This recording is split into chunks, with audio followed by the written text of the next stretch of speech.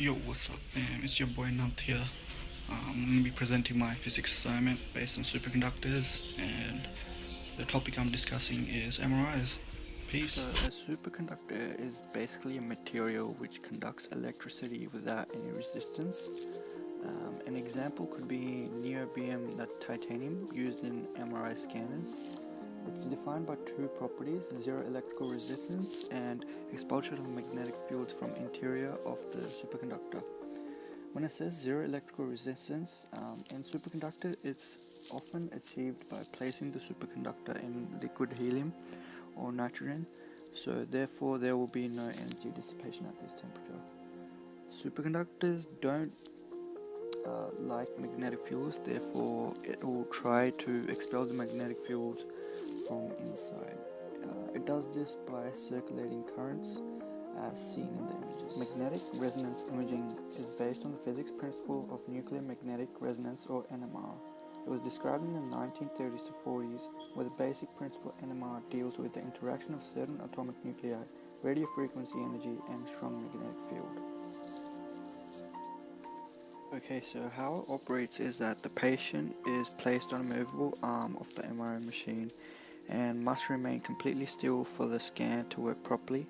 Once inside, the patient is exposed to a very strong magnetic field due to the superconducting magnets inside the MRI scanner.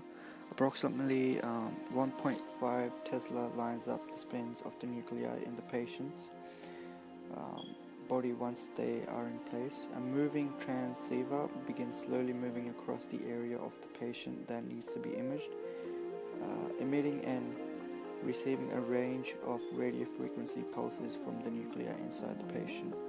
A disadvantage is that it takes a very long time, up to like 90 minutes at times.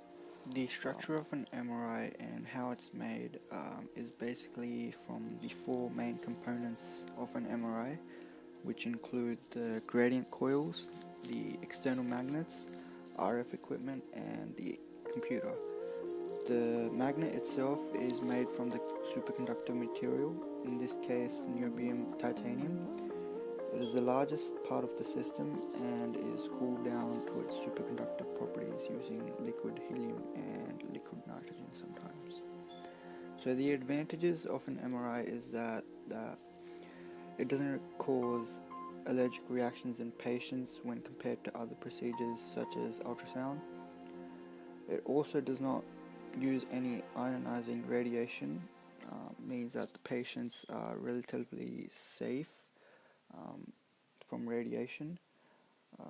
The most important being that it can map out the body at different angles and a 3D image is presented.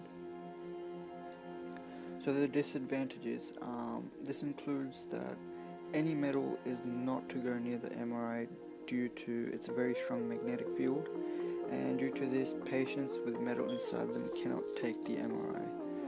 This can be like bullet holes, I don't know, yes, shit like that.